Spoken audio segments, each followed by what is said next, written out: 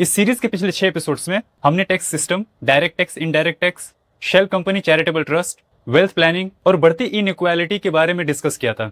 अभी तक हमने ज्यादातर प्रॉब्लम्स पे बात की है, लेकिन आज के इस फाइनल एपिसोड 7 में हम क्रिटिसिज्म से थोड़ा सा आगे बढ़ के प्रैक्टिकल रिफॉर्म एंड सोल्यूशन पे बात करेंगे। हम और क्या बेहतर कर सकते हैं। ये डिस्कशन प्रॉब्लम पे नहीं, सोल्यूशन पे होगा। Let's start. सबसे पहला है अवेयरनेस। जब लोग प्रॉब्लम्स को समझते हैं तभी चेंजेस की डिमांड आती है और सिस्टम पे प्रेशर पड़ता है बेहतर काम करने का।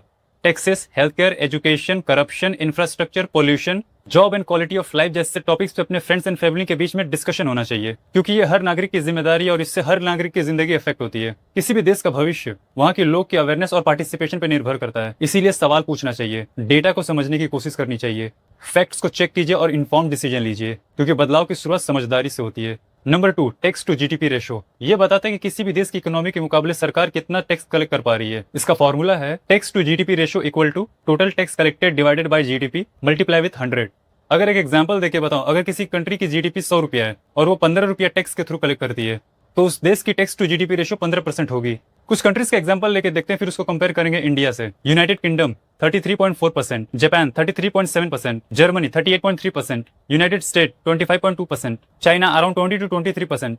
क्या आपको पता है कि इंडिया का टैक्स टू जीडीपी रेशो कितना है? सिर्फ 12%, जो कि अदर डेवलप कंट्री के कंपैरिजन में बहुत ही कम है। लेकिन सिर्फ ये देखना कि हम कितना टैक्स कलेक्ट कर पा रहे काफी नहीं है। असली सवाल ये होना चाहिए कि जो हम टैक्स दे रहे हैं उसका कहाँ इस्तेमाल हो रहा है और बदले में हमें मिल क्या रहा है। कई डेवलप कंट्री में टैक्स के बदले उनको free world class health care system मिलता है, फ्री क्वालिटी एजुकेशन मिलती है, clear environment and safety and better quality of life मिलती है। नंबर 3, इंडिया का टैक्स बेस वाइडर होना चाहिए। इंडिया का टैक्स टू जीडीपी रेशियो बहुत ही कम है। क्यों? क्योंकि इंडियन इकोनॉमी का एक बहुत बड़ा हिस्सा इनफॉर्मल सेक्टर में ऑपरेट करता है, जिसका मोस्टली ट्रांजैक्शन कैश में होता है। इसलिए उनकी इनकम को ट्रैक कर पाना बहुत ही मुश्किल है, लेकिन एक एम्प्लॉय की सैलरी को ट्रैक कर पाना बहुत ही आसान है। इसलिए इंडिया में 2 से 3% लोग ही इनकम टैक्स देते हैं और डायरेक्ट टैक्स का ज्यादा बोझा एक मिडिल क्लास सैलरीड एम्प्लॉय पे ही आता है। और इसके उलट कई सारी डेवलप कंट्री में 40 से 60% लोग इनकम टैक्स देते हैं। इसीलिए कई एक्सपर्ट सजेस्ट करते हैं कि टैक्स बढ़ाने के बजाय टैक्स का बेस बढ़ाना चाहिए।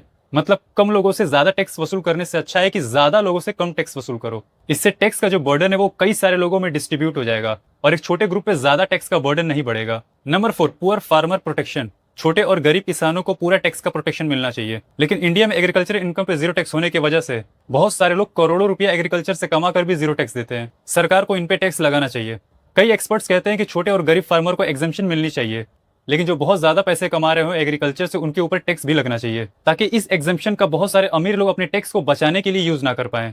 पर्पस जो है वो फार्मर को प्रोटेक्ट करना, उसकी मदद करना होना चाहिए, ना कि अमीरों को लूप होल देना जिसका इस्तेमाल करके वो करोड़ों रुपया कमा कर भी जीरो टैक्स दें। नंबर 5, लिटरेसी रेट को बढ़ाने पर ध्यान देना चाहिए।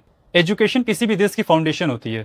अगर लोग पढ़ लिख नहीं पाएंगे तो उनके लिए अच्छी जॉब ढूंढना, अच्छा इनकम कमाना और अच्छी क्वालिटी ऑफ लाइफ हासिल कर पाना बहुत मुश्किल हो जाएगा। क्या आपको पता है कि इन डेवलप कंट्रीज में लिटरेसी रेट कितनी है? You can see this. Japan 99%, Germany 99%, United kingdom 99%, United state 99%, China around 97%, but India around 81%। Pakistan तो छोड़ ही दो, 62%। Number 6, press freedom index. ये इंडेक्स बताता है कि किसी भी देश की मीडिया जो है वो कितनी स्वतंत्र है अपने काम को लेकर, उसके ऊपर कितना दबाव है कॉर्पोरेट एंड पॉलिटिशियंस का। इंडिया की रैंक 157 है, मतलब बहुत ज्यादा खराब। और करप्शन परसेप्शन इंडेक्स में इंडिया की रैंक 91 है। जब मीडिया पे प्रेशर होता है, जर्नलिस्ट पूरी तरीके से आजादी से क्वेश्चन नहीं पूछ पाते और देश में करप्शन एक बहुत बड़ी समस्या हो, तब अकाउंटेबिलिटी बहुत ही कमजोर हो जाती है।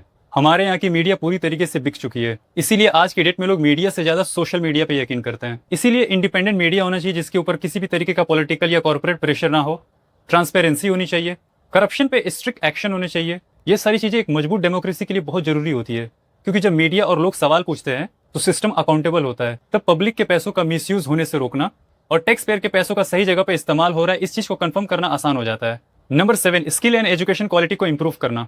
इंडिया का एजुकेशन सिस्टम आज भी काफी हद तक रट्टा मारने वाला ही है। बहुत सारे स्कूल में क्वालिटी टीचर्स के शॉर्टेज है और बहुत सारे टीचर्स को तो पढ़ना लिखना ही नहीं आता।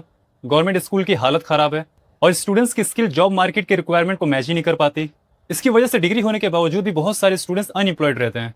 इसको सुधारने के लिए प्रैक्टिकल लर्निंग पे ध्यान देना पड़ेगा। Critical thinking, decision making, problem solving जैसे skills, vocational training and skill based education होना चाहिए। Futuristic technology, financial management and personal finance जैसे चीजों को बहुत पहले से सिखाना चाहिए। इंडस्ट्रीज एंड एजुकेशन इंस्टीट्यूशन के बीच में एक स्ट्रॉन्ग कोलैबोरेशन होना चाहिए, ताकि स्टूडेंट्स वो स्किल सीख पाए जो इंडस्ट्री की रिक्वायरमेंट है। कोर्स एंड करिकुलम को बहुत जल्दी अपडेट करना चाहिए एज पर इंडस्ट्री रिक्वायरमेंट। टीचर्स की ट्रेनिंग पे ध्यान देना चाहिए। आज की इकोनॉमी में सिर्फ डिग्री काफी नहीं है, स्टूडेंट्स को एंटरप्रेन्योरशिप और फ्यूचरिस्टिक टेक्नोलॉजी के लिए तैयार करना चाहिए। Number 8, health and infrastructure quality.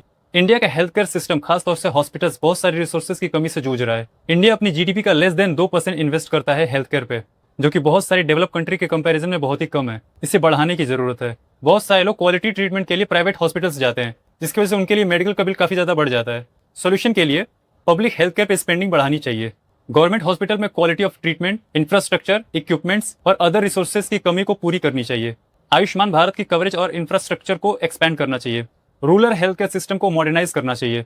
एक स्ट्रॉन्ग हेल्थ केयर सिस्टम लोगों को बेटर ट्रीटमेंट, फाइनेंशियल सिक्योरिटी और हाई प्रोडक्टिविटी देता है। Number 9, environment pollution and water management. India के बहुत सारे शहरों में water pollution and air pollution एक बहुत बड़ी समस्या है। Poor water management, industrial waste और अर्बनाइजेशन की वजह से इन्वायरमेंट पे और पब्लिक हेल्थ केयर पे बहुत ज्यादा बुरा इफेक्ट पड़ता है। हमें रिन्यूएबल एनर्जी को प्रमोट करना चाहिए। इंडस्ट्रीज एंड व्हीकल्स के लिए एक स्ट्रिक्ट एमिशन स्टैंडर्ड लागू करना चाहिए।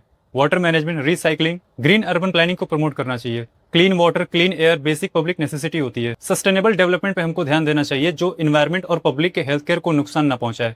लास्ट में मैं यही कहना चाहूंगा, पॉलिसीज और गवर्नेंस को बदला जा सकता है अगर लोग इस बात से अवेयर हो जाएं और पब्लिकली एक साथ आवाज उठाए तो। नॉर्डिक कंट्रीज भी बहुत सारे रिफॉर्म्स पब्लिक की डिमांड के बाद ही आज इस पोजीशन पे पहुंचा हुआ है। डेमोक्रेसी तभी स्ट्रांग होती है जब लोग यूनाइट एंड इन्फॉर्म्ड होते हैं।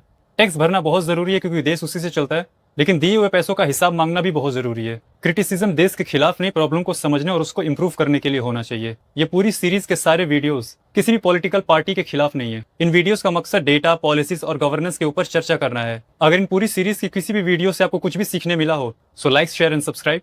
इसको अपने फ्रेंड्स एंड फैमिली के साथ शेयर करो। ये episode 7 Indian tax system ROI series का आखिरी वीडियो है। मिलते हैं नेक्स्ट वीडियो में किसी और टॉपिक पे। जय हिंद।